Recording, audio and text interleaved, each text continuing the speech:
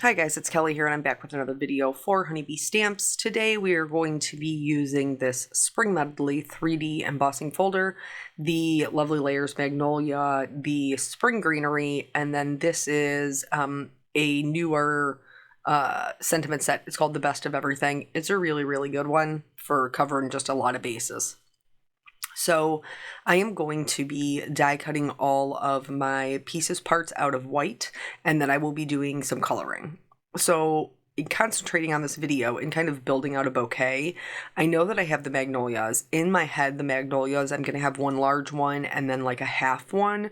So I'm trying to pick out pieces that I think will be complementary. So the Magnolias are kind of short and stout. They're a large blooming flower. So in order to pick out something that's going to balance that nicely, I wanted to bring in color with another flower, but this one's going to be a bit longer and thinner. And then the Magnolia leaves are again kind of short and stout. So I wanted some kind of longer leaves that would fill up my bouquet nicely. And that is how I chose the dies that I was going to be working with. The reason that I'm cutting them all out of white is because I like to color mine. I feel like that gives me the best dimension with my dies. And I am using my Bitty Buzz cutter to do all of that. But you can cut these out of colored cardstock if you aren't going to be doing any coloring, or if you want it to maybe be a little bit quicker. It will be just as beautiful. The die is cut and also emboss details into each layer of the flower or leaf. So either way would be fine. I pulled out the Magnolias because they're one of the first Lovely Layers that Honeybee ever released. And they keep releasing more because they're beautiful and they're very popular. But sometimes I think it's kind of nice to go back to the older stuff that we have. And it is spring. Magnolias typically bloom in March and April. And so I thought it would be nice to kind of revisit that flower to combine it with some of the newer stuff, like the Spring Greenery is new, to get more out of it, which I'm a big fan of. A tip that my friend Dawn told me, because she does a lot more die cutting than I do, is to always cut more than you need. Because, well, you already have all that out and you're in the die cutting mode. That way it gives you a couple of buffer pieces.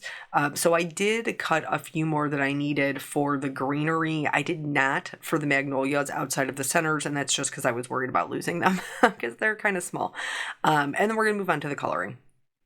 So you can do this however you would like. I wanted more of a like pink center white-ish magnolia. And so that's how I'm coloring mine. I'm using my Copic markers to do that. You can use any coloring medium that you have that you enjoy using. This is just alcohol markers are what's comfortable for me. So for this first layer, I'm just going to color the whole thing. For the next layer, I'm going to use the first layer in order to kind of like just trace the edges where my shadows would be coming out from. And if you've watched my other videos, you've seen me do this before. This A puts my shadows in the right place, and B cuts down on the amount of coloring I have to do, because that whole middle section I can leave white because I am going to glue the colored section from the next layer right on top of it. So I don't need to color that in. And then you can see here, I'm just checking to make sure my, shadows go all the way to the edge, and they do. And then I will take this piece and then trace it onto the next layer, so on and so forth. So for this Magnolia, this is the full Magnolia. So I did show you the coloring for this full one. I'm not going to show you the half because I colored it exactly the same way. So from here on out, I will show you one of each thing, and then we will get into talking about how to build the bouquet. Because I am a colorist and I enjoy coloring them, I have to color them before I can build them, and any tips that may come with. So if you're only here for the tips on building a bouquet, which is totally fine, you might just want to jump a little bit ahead because we are going to be doing coloring for a little bit here. So if you watch my channel, you know that typically we have a little bit of story time. And so the long and short story time today is we are just, sometimes as a homeowner, it's just not your time to shine. Is not our time to shine, y'all. It's not. So we had the basement that flooded. That's a whole big long thing. And then we just today we've been having thunderstorms in our area. I think a lot of people have. Let's talk about these centers real quick. So for the centers, I chose to do more of like a golden yellow brown. And so I did color in my lightest color on the section that will be the lightest, and then on this piece that overlays it. This one, I showed you how to do it. It's kind of hard with these smaller pieces, and sometimes I just hold them in my hands and kind of mark it with a pen, because that's easier. Mark it with a pen, mark it with the marker. But really, because this is such a small area, you don't even necessarily need to trace it. Just add some darker shading up from the bottom and you should be good. On the second piece, I mean, and not on the first piece. The first piece, I just added a little bit of darker shading in the middle. So I guess in my head, everything kind of made sense. And then when everything was done, I went over it with my lightest color just to make sure that everything blended. And I was happy with the way that that looked. So now we're going to move on to the leaves. So part of building a bouquet is paying attention to your colors as well.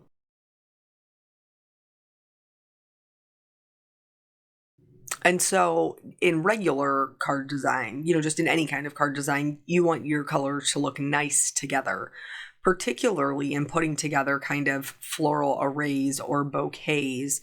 You want your colors to look nice together, but you also want a kind of a variety of greenery. So I shouldn't say you want. You can go one of two ways. Either they should all be the same color, or there should be some kind of variety to break it up. Just like you would see in a floral arrangement that, you would purchase or somebody would send to you. You see that there's lots of different types of flowers. There's what they call filler flowers, which maybe are a little bit smaller, or like baby's breath or Queen's Anne lace. Like those are more like filler things to just make it look fuller. But typically you do see a lot of different colored greenery because it's going to not only make it look fuller, but it's going to make it look more interesting. So when I was picking out my colors, I wanted them all to work really nicely together. So I went with a yellow green for these. That's what you see me coloring here. And typically I just kept my shadows into the center and along the veins. The veins are embossed by the dye right into it. So they're real easy to see and follow along with. But so I chose a yellow green. And I'm going to use the same yellow-green combination for, I think they're hyacinths? Lavender, maybe? I don't know. We colored them purpley blue, so whatever they are. They're pretty. But I also colored those the same yellow-green colors. For the Magnolias, I went with more of a, darker kind of true green or a Kelly green. And again, I'm just adding shading where the lines are, where these lines are already embossed. But this plays really nicely with those yellow greens. So they, even though they're two different colors, they're close enough that they're not going to compete with each other, that they're going to balance each other out really nicely. The third color I added in is a little bit kind of out there, which is a blue-green, but I didn't go with a bright. I went with a more muted. So the blue-green combination I will be using is in the 70s, which just means it has more grade. It's a little bit more desaturated. And you might not think that that would go, but it's actually a really nice kind of softness to break up the bouquet. If you are having any questions about whether or not your colors go together, before you even start doing any of your coloring of your die cuts, just take a scrap piece of paper, kind of mark them all down, see if you like the way they look together. If you don't, just take one out and put a new one in. And you can keep trying that until you find a bunch of combinations that you like, or that one special combination that's going to work for you. So here is this this kind of tall leafy one that I'm going to use my blue greens for, and then that will be all of the leaves, I believe. Leaves. leaves. I'm saying the same word, but differently. I don't know why. Leaves with a V. V like Victor. We're moving on from this because I can't. So anyway, our basement flooded, and then Peanut came home. He was on vacation with his dad for spring break, and he had like kind of a cough, and he wasn't really feeling too hot because he didn't get a ton of sleep or eat really well. And I guess they got bad ice cream one night and he got sick, and he's just exhausted from traveling. So we were juggling that. Then it's been thunderstorming here, which means like the one night we went down there and cleaned all the water out of our basement, and then it rained again, and then there was more water, but then we had cleaned parts, so then we were getting new water in new places. It was a thing. Here for these, I'm going to do stippling. You don't have to do this. This just provides a lot of color variation, and I think it's super pretty. I think it's an easy way to get in lots of shadows and highlights without really having to work too hard for it, which is really what I'm all about. So I'm just doing a bunch of dots all over the entirety of this kind of flower head. And I'm going to do that with all 4 colors. You can see that the way that this die is cut, that there's holes in it. And so when you put it onto its stem, you can see through it. And currently the top of mine is white. I didn't really mind the white. It wasn't too bad, but I decided that I was going to go in with one of the violets, which was a little bit more on the pinky side, and fill it in with that. Alternatively, if you had cut this out of green, the green would show through, which I think would also be okay. But I went with this kind of pinky purple color just because I thought it was pretty. So, and then you'll see how it kind of looks all together. There's also that bottom portion. There's a piece to die cut that out as well, but I knew I wouldn't be able to see it in my bouquet, so I skipped it. Because when you're a person who doesn't truly love die cutting, my heart is in stamping and coloring. You take shortcuts where you can, and I could take a shortcut there. So now I'm just going to glue everything together. Really, the only layers I have to put on are these little flower heads and then building the Magnolias, which, can I just say that I totally love the way the Magnolias came out? I think that they are so pretty. This little soft pink white. I super love them. So glad I picked them to work with today. So then after all of the putting together is done, I will then start talking, finally, halfway through the video, I will start talking about building the bouquet. I apologize. I am losing my voice, and every time I am having to pause it and then restart, and I literally just paused it and restarted less than 1 minute ago, and so now you may just have to listen to me clear my throat. I can't keep doing it, folks. I just can't. You'll have to suffer. I'm sorry. So anyway, building these Magnolias, super easy. We're just going to stack these layers on top. And again, this is the full Magnolia. For the smaller kind of like side Magnolia, I just left off the last layer. Like the base layer, I just didn't use it. So that made everything just a touch smaller. And I could kind of tuck it back behind the larger Magnolia, which looks, fully opened. That's the intent of it. But then I could just kind of tuck it behind and have a smaller version, which would help balance my floral bouquet, which is really what we're going to talk quite a bit about in building the bouquet. Balance is a huge thing. So in picking my colors, you can see we have a nice little array going on top. I knew that the pinky whites, they're pretty neutral. They're going to match almost anything. I probably could have colored my other flowers just about anything I wanted, but I went with that purpley blue because I thought that it complemented the pink as well as the green tones that I had selected. Really, because of this pink flower, because it is more of a neutral, it really wouldn't matter too much. So in the middle of all this, Peanut is sick, and then we just got a phone call from our neighbor that our tree branch, one of our tree branches broke, fell on our fence, and fell on the neighbors, partially on their deck. So yeah, we're just in it to win it, y'all. Okay, so let's talk about the florals. So here, if you were just doing the magnolias, like you can see I faced one of them straight up and one of them kind of off to the right. This is going to add just some movement in the bouquet. And then the same thing with the leaves. So I need to balance the design. I have that flower, that half magnolia up at the top. I'm putting some greenery behind it. And as I'm putting greenery behind it, I am putting greenery down into the bottom left to balance it. It doesn't have to be the same greenery. It doesn't have to be the same of everything, but you do want to create that balance. Here with these two little purple flowers, they are the exact same height, which is not going to be pleasing visually, because your brain, when there's a pair of something, like when there's even numbers of something, your brain automatically tries to pair it. When you put something at exactly the same level, you're making it look almost a little static, like it has no movement. And so on the top right and the bottom left, I have a pretty good balance. This top left is not balanced. There is not enough in that top left to balance my design, no matter how many little purple flowers I put there. Like, it's just not happening. So this right now, this is not a balanced design. So how are we going to fix that to change it? I can see that the top left is the problem that I'm having. So I decided that I was going to go ahead and switch over to a slimline design, which would give me more room to expand up and down.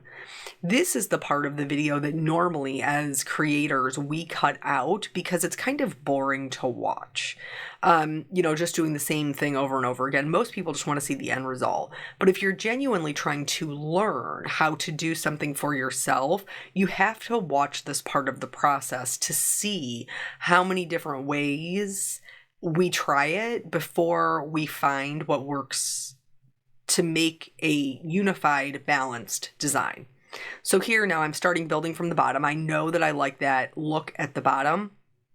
And I know that I like these two little leaves on the right-hand side. So those are going right back to where they were previously. This top portion is the part that I have to work on. So I knew that the left-hand side didn't have enough of what I needed. And so I'm not using the yellow-green leaf on the right-hand side anymore. I'm going to save it and move it to the left. This is another reason why my friend Dawn, who works with die cuts all the time, tells me to cut more than I need. Because when you're in the middle of building your bouquet, you may find that you just needed this one more thing. And you'll have it because you already die cut it. So now here you can see this design is unbalanced because we're heavier at the bottom than we are at the top. So something else has to go up at the top to balance out what we have going on at the bottom. So I know I'm still going to use my three little flowers and I'm going to kind of tuck them in. Typically I would work in odd numbers, like I would not use 4 flowers, but because by the time the design is over, 2 of those flowers look like they are 1, I felt like it was okay. So now here I'm adding in this extra magnolia leaf, which before I did not have over there. And so I'm adding that in. I'm also making this side taller. Like before, everything was kind of on the same level because we were working on an A2 size card.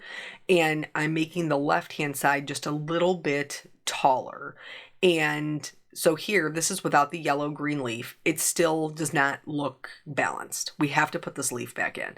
And you may be tempted to just put it in the middle, but the middle is not going to give you a balanced look either. It's just going to make the top look really, really full and the bottom very scant, which is not what we want. So now looking at this, I can see my middle is empty.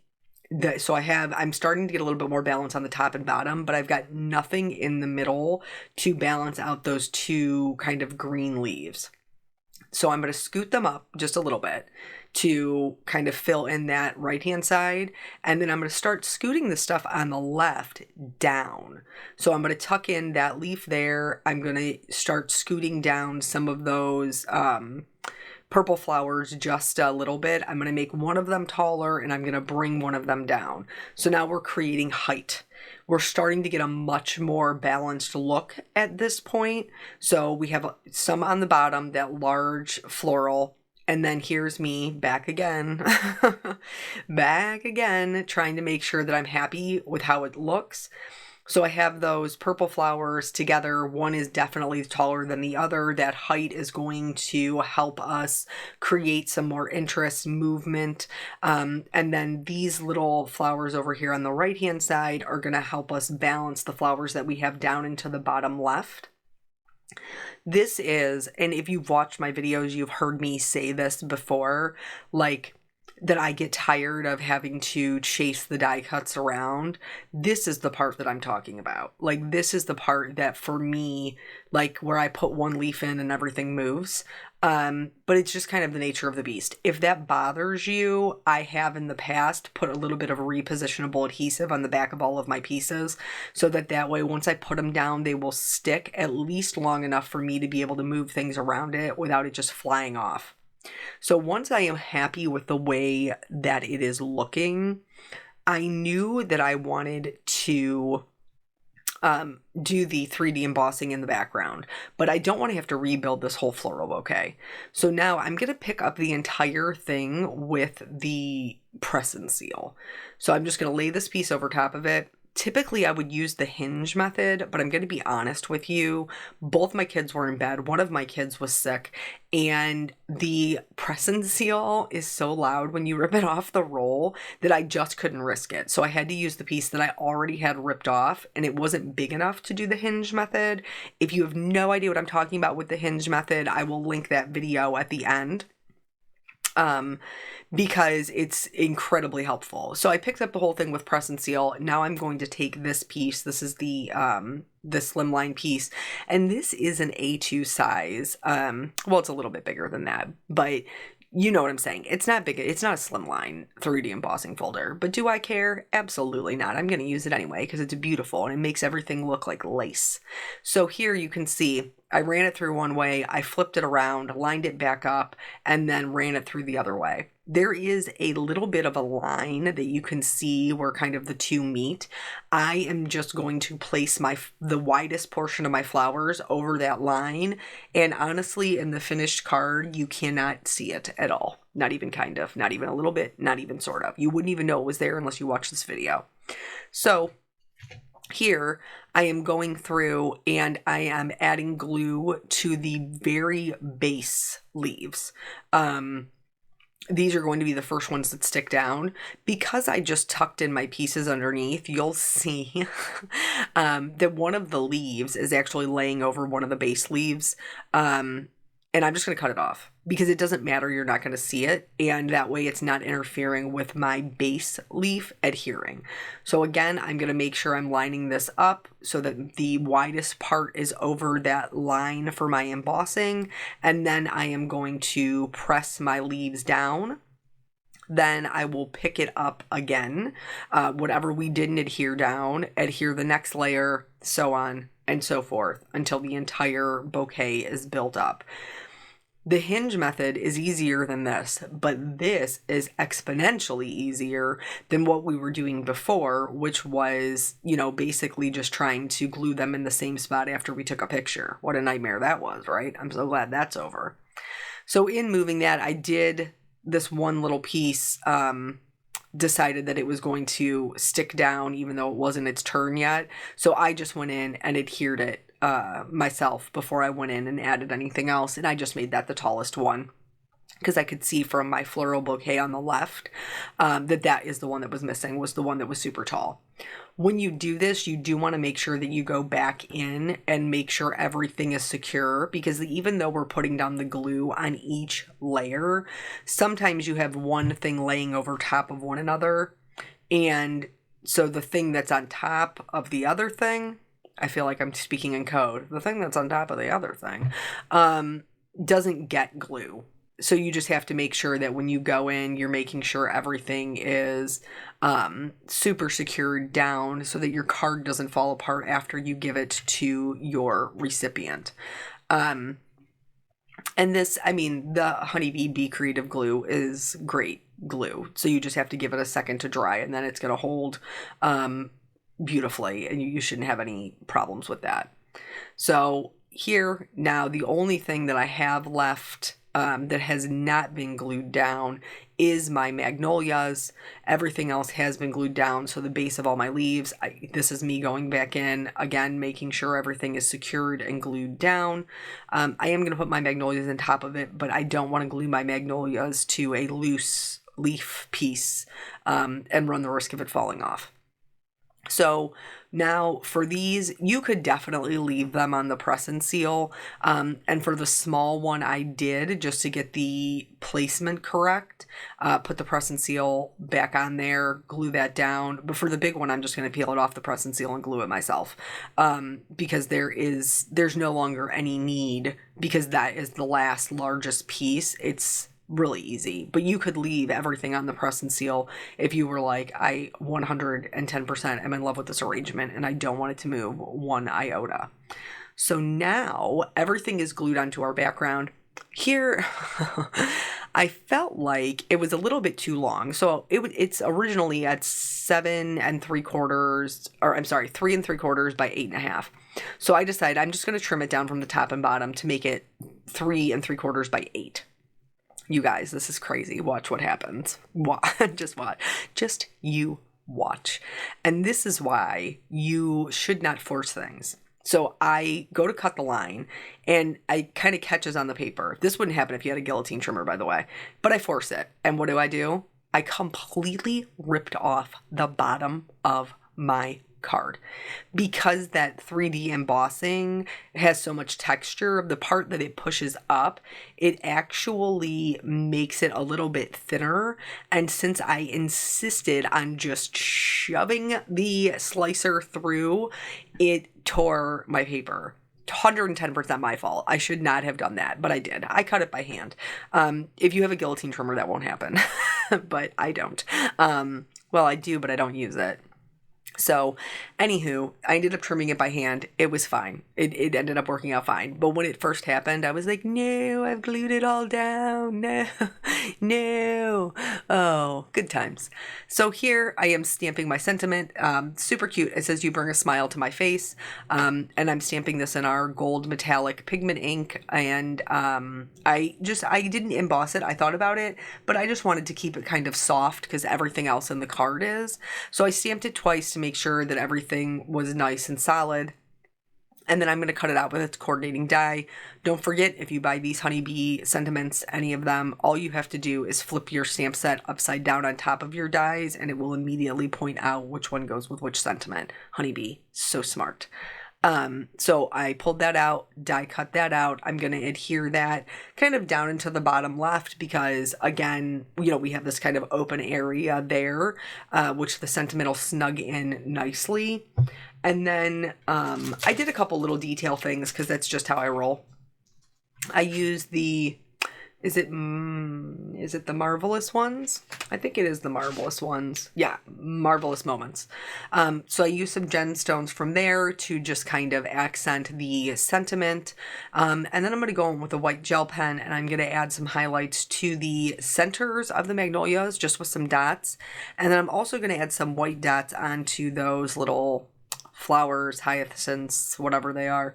I don't know, I did a video last week where it was very clearly a hyacinth and I called it a hydrangea the entirety of the time. I don't know why, because my brain said so.